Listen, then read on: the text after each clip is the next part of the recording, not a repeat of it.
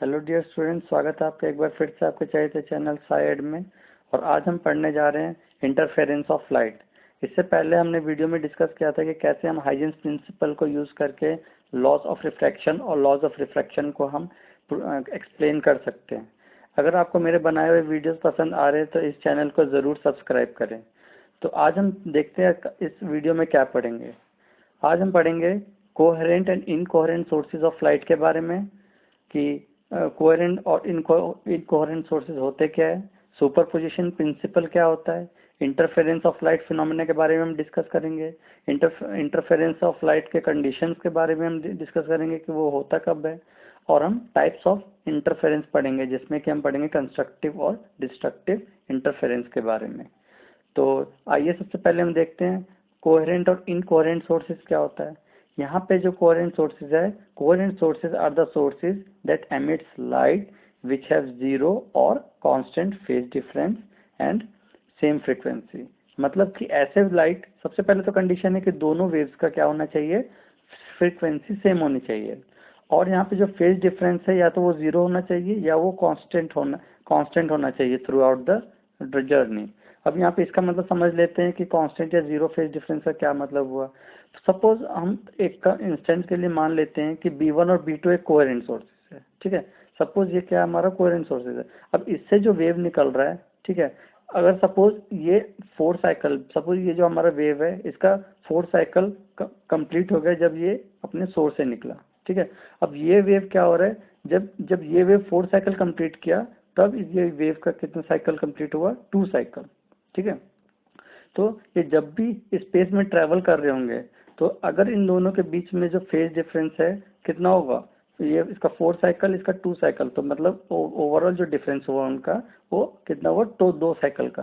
तो अगर ये पूरे टाइम 2 साइकिल का ही फेज डिफरेंस मेंटेन करके रखते हैं तो इस तरह के वेव्स को हम क्या कहेंगे, इस तरह के लाइट को हम क्या कहेंगे, कोहेरेंट सोर्सेज, ठीक है।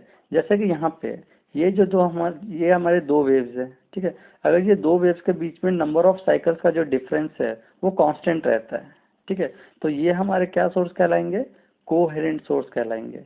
और दूसरा कंडीशन है कि दोनों की फ्रिक्वेंसी क्या होनी चाहिए, सेम होनी चाहिए, भले इनका एम्पलीट्यूड अलग हो, ठीक है, लेकिन इसकी जो फ्रीक्वेंसी है और जो फेज डिफरेंस है, फ्रीक्वेंसी सेम होनी चाहिए। और फेज डिफरेंस या तो जीरो हो सकता है। जीरो कब होगा, जब इसका भी 4 साइकिल, जब ये एमिट होने से पहले, एमिट होने के बाद ये 4 साइकिल निकला और दूसरा वाला भी वेव 4 साइकिल ट्रेवल किया, तो उन दोनों के बीच में जो फेज डिफरेंस है वो कितने साइकिल का होगा, 0 साइकिल का होगा, ठीक है। तो या तो फेज डिफरेंस जीरो होना चाहिए या फेज डिफरेंस कांस्टेंट होना चाहिए थ्रू आउट द जर्नी, ठीक है। अब कोहेरेंट इनकोहेरेंट सोर्सेज हम समझ लेते होता क्या है। Incoherent sources just coherent sources का ऑपोजिट होता है। यहाँ पे फेज डिफरेंस कांस्टेंट है, जीरो रहता है, लेकिन यहाँ पे जो फेज डिफरेंस है वो रैंडम होता है, हमेशा टाइम के साथ चेंज होता रहता है, और इनकी फ्रीक्वेंसी भी टाइम के साथ चेंज होती है। तो ऐसे सोर्सेज को हम क्या कहेंगे, कोहेरेंट सोर्सेज कहेंगे। तो यहाँ पे फॉर एग्जाम्पल 2 बल्ब है, ठीक है। यहाँ पे अगर 2 बल्ब है तो यहाँ सपोज इससे एक वेव निकल रहा है, ठीक है, इसमें इसकी फ्रीक्वेंसी कुछ और है, इसकी फ्रीक्वेंसी कुछ और है, तो क्या होगा, ऐसे जो सोर्सेज हैं ये किस तरह के सोर्सेज कहलाएंगे, incoherent sources. For example suppose ये हमारा सोडियम लैंप है, ठीक है, भले इन दोनों की फ्रीक्वेंसी सेम हो, ठीक है, भले इनकी फ्रीक्वेंसी सेम हो, लेकिन टाइम के साथ क्या हो रहा है, इनका फेज डिफरेंस अलग अलग हो रहा है। क्यों, क्योंकि हमें पता है कि जब सोडियम लैंप से लाइट निकलता है तो इलेक्ट्रॉन लोअर लेवल से हायर लेवल में जंप करता है, फिर से वो हायर से लोअर की तरफ मूव करता है, तो इससे क्या होता है, एक पर्टिकुलर फ्रिक्वेंसी का वेवलेंथ लाइट निकलता है, ठीक है। तो क्या होता है कि जब सोर्सेज अलग अलग हो, ठीक है, तो उस टाइम जो फेज डिफरेंस होता है दोनों के वेव का वो क्या होता है, अलग होता है, भले उनका फ्रीक्वेंसी सेम हो। तो ये हमारा किस तरह का सोर्सेज हो गया, इनकोहेरेंट सोर्सेज।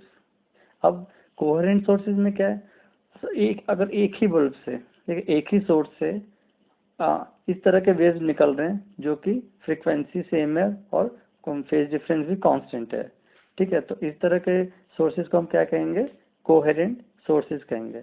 तो हम एक बल्ब से कोहेरेंट सोर्स प्रोड्यूस कर सकते हैं।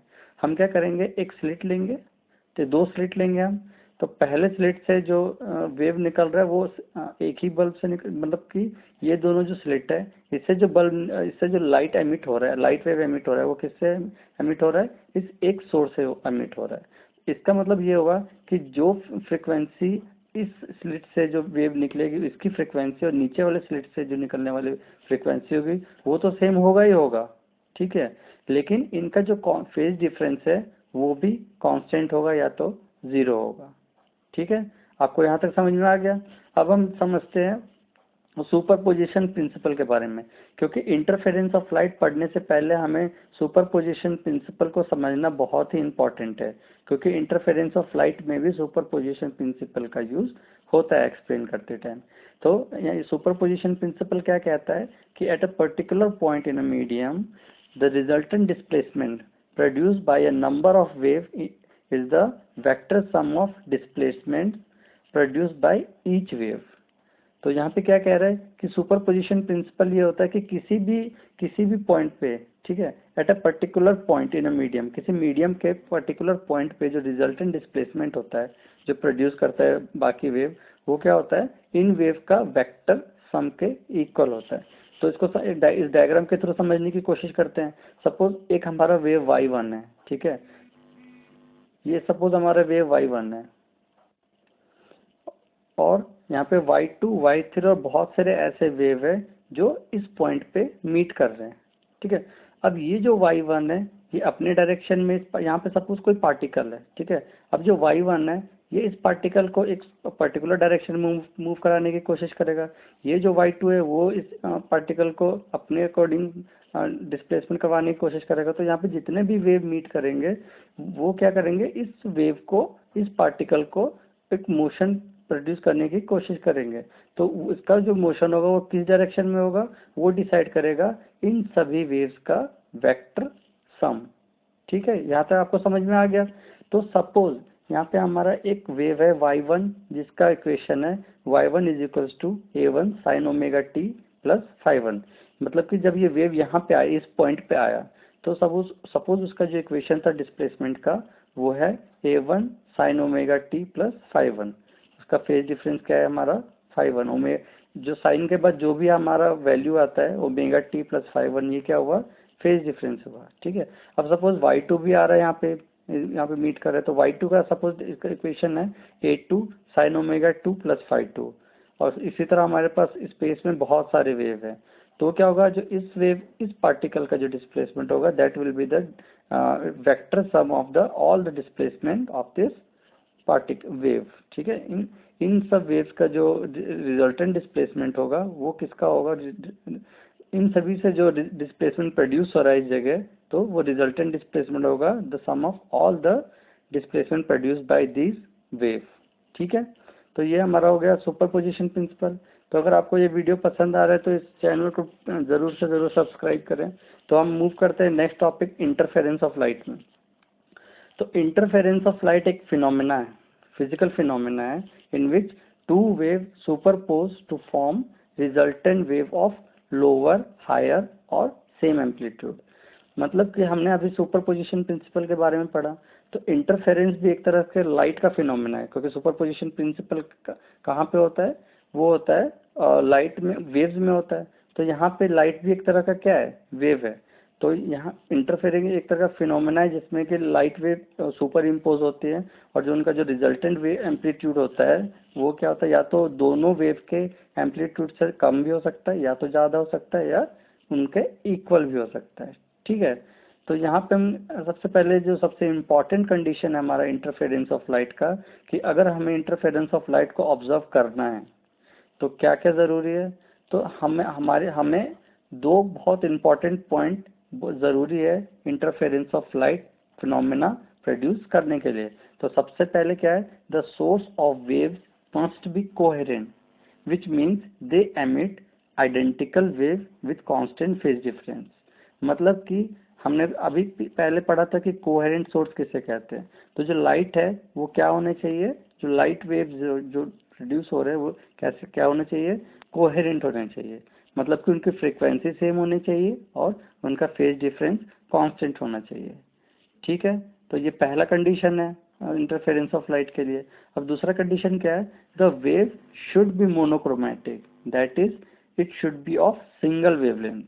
मतलब कि जो वेव इंटरफेयर करेगा, और अगर हमें इंटरफेरेंस फिनोमेना ऑब्जर्व करना है तो वेव कैसे होना चाहिए, मोनोक्रोमेटिक। मोनोक्रोमेटिक मतलब ऐसा वेव जिसका सिर्फ सिंगल वेवलेंथ हो।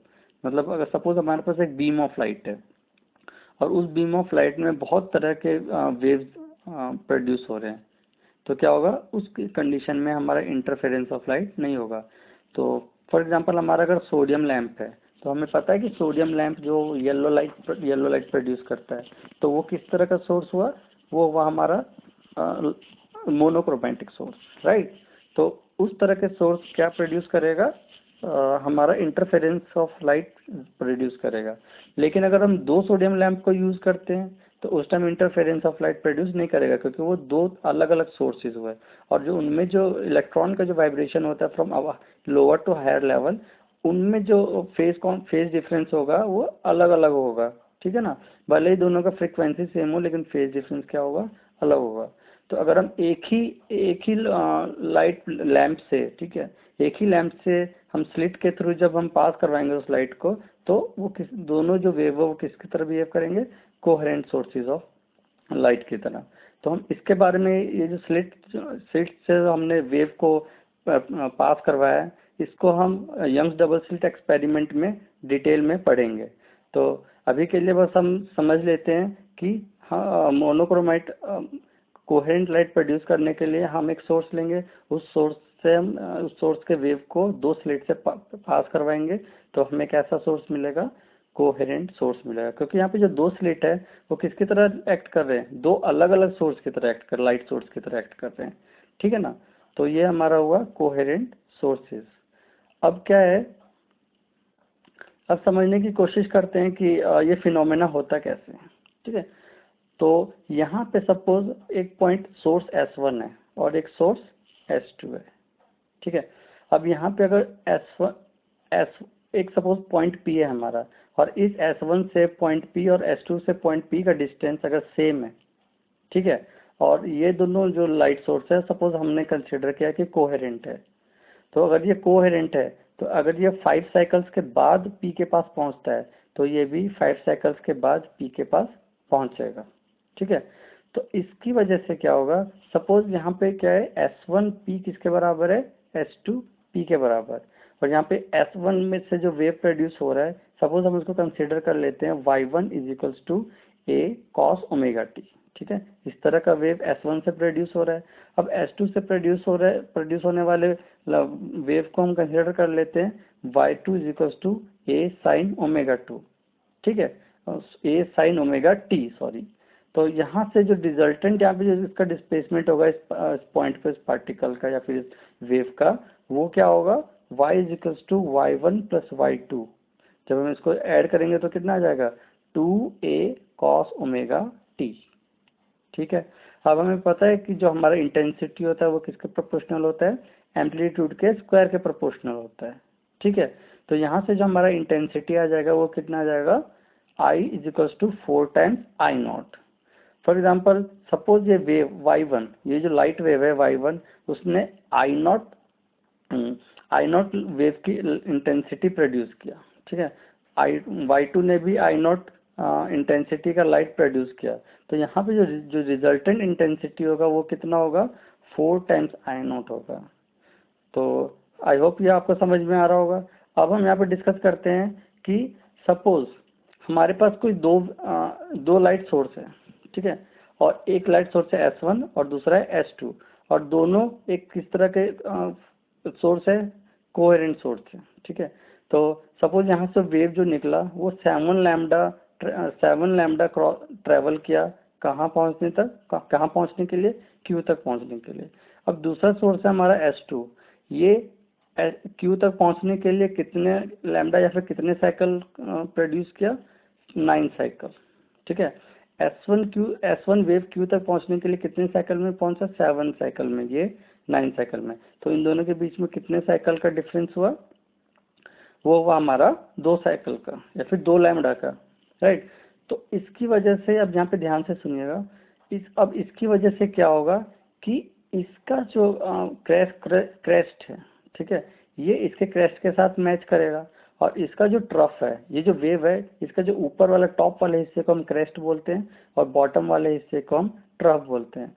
तो इस सिचुएशन में कि जब भी कभी S1Q और S2Q के बीच में या तो लैम्डा या 2 लैम्डा या 6 लैम्डा या 5 लैम्डा तरह का कोई साइकिल डिफरेंस हो या फिर फेज डिफरेंस हो, तो क्या होगा कि उस सिचुएशन में इसका जो क्रेस्ट होगा इसके साथ इस सोर्स के साथ मैच करेगा, और इसका जो ट्रफ होगा इसके ट्रफ के साथ मैच करेगा। तो इसका मतलब क्या हुआ कि ये दोनों जो वेव है वो क्या हो रहे हैं, आपस में एडअप हो रहे हैं। क्या हो रहे हैं, एडअप हो रहे हैं। तो सपोज इस वेव का इक्वेशन है हमारा y1 is equals to A cos omega t, ठीक है, और इस वेव का जो S2 से निकल रहा है उसका इक्वेशन हमने कंसिडर किया है y2 is equals to A cos omega t minus 4 pi, जो कि किसके इक्वल है, ए कॉस ओमेगा टी के इक्वल है, राइट। भले ही इनके बीच में फेज डिफरेंस 4 पाई हो, ठीक है, लेकिन आखिरी में जाके ये क्या बन जाएगा हमारा, ए कॉस ओमेगा टी। इसका मतलब ये होगा कि जब ये मीट कर रहे होंगे तो इसके जो ट्रफ है वो ट्रफ के दूसरे वाले ट्रफ के साथ मीट करेगा, और अगर क्रेस्ट मीट कर रहा है तो इसके क्रेस्ट और इसका दोनों का क्रेस्ट क्या करेगा, मीट करेगा। तो इस तरह के जो इंटरफेरेंस होता है वो किस तरह का इंटरफेरेंस हो रहा है, कंस्ट्रक्टिव इंटरफेरेंस हो रहा है। क्योंकि अगर यहाँ पे हमारा एम्पलीट्यूड ए है, ठीक है, और यहाँ पे अगर एम्पलीट्यूड हमारा यहाँ पे ए है, दोनों का सपोज एम्पलीट्यूड ए है, तो यहाँ पे जो ओवरऑल एम्पलीट्यूड होगा वो कितना हो जाएगा, 2a के इक्वल हो जाएगा। मतलब यहाँ पे एम्पलीट्यूड क्या हो रहे हैं, एडअप हो रहे हैं। मतलब कि यहाँ का जो एम्पलीट्यूड है वो इनके इंडिविजुअल एम्पलीट्यूड से बड़ा है। अब यहाँ पे समझने की कोशिश करते हैं कि एक जो हमारा सेकंड सिचुएशन है, सपोज यहाँ पे क्या हो रहा है कि 9.S1 से एक वेव प्रोड्यूस हुआ है और S2 से, दोनों किस तरह के वेव है, सपोज कोहेरेंट वेव है। अगर ये कोहेरेंट वेव है और S1 से एस जो हमारा S1 से R का जो बीच का जो डिफरेंस है, डिस्टेंस है, वो कितना है, 9.75 लैम्डा। मतलब कि ये कितना साइकिल ट्रेवल किया, 9.75 साइकिल्स ट्रेवल किया। और S2 से जब वेव ट्रेवल कर रहा था R की तरफ, तो वो कितने साइकिल में वो पहुंच पाया R तक, ये पहुंच पाया 7.25 साइकिल्स में ये पहुंच गया। तो हमारा एक साइकिल लैम्डा के बराबर होता है, तो 9.75 साइकिल्स मीन्स 9.75 लैम्डा, ठीक है। तो यहाँ पे 9.75 लैम्डा ट्रेवल किया, यहाँ पे कितना ट्रेवल किया, 7.25 लैम्डा।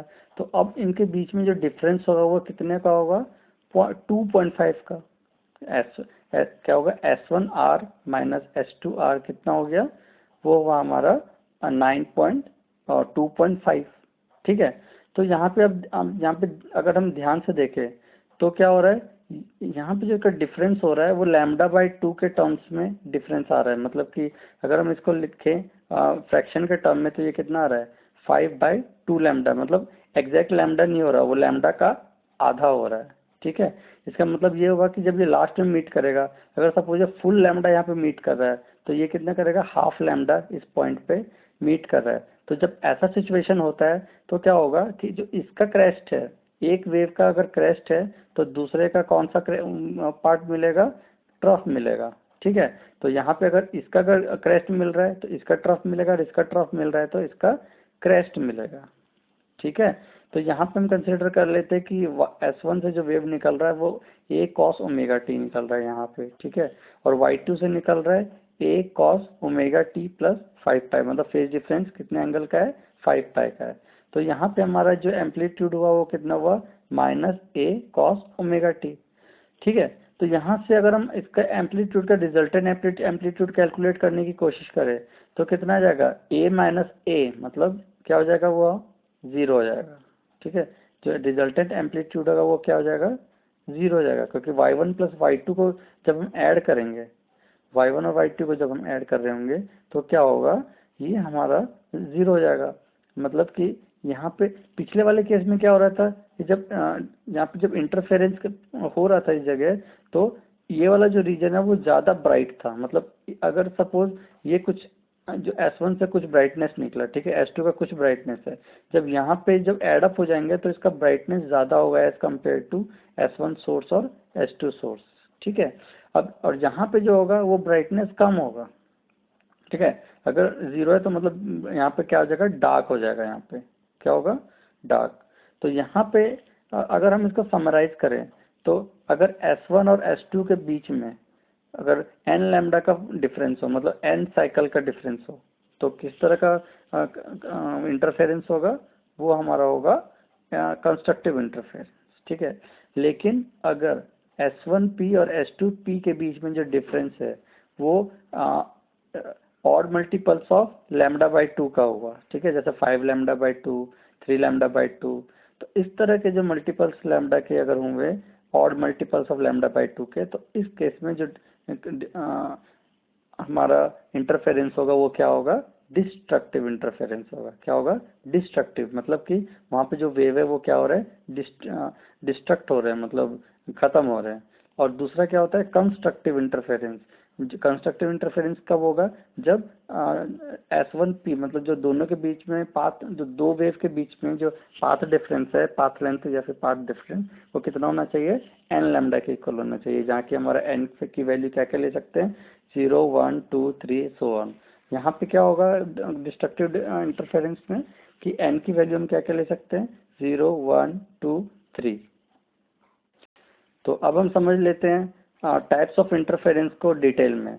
तो कंस्ट्रक्टिव इंटरफेरेंस कब हो रहा था हमारा, जब दो वेव का, सपोज ये हमारा दो वेव है और इन दो वेव का अगर क्रैश क्रैश के साथ मैच कर रहा है और ट्रफ ट्रफ के साथ मैच कर रहा है, तो इस तरह के इंटरफेरेंस को हम कहेंगे कंस्ट्रक्टिव इंटरफेरेंस।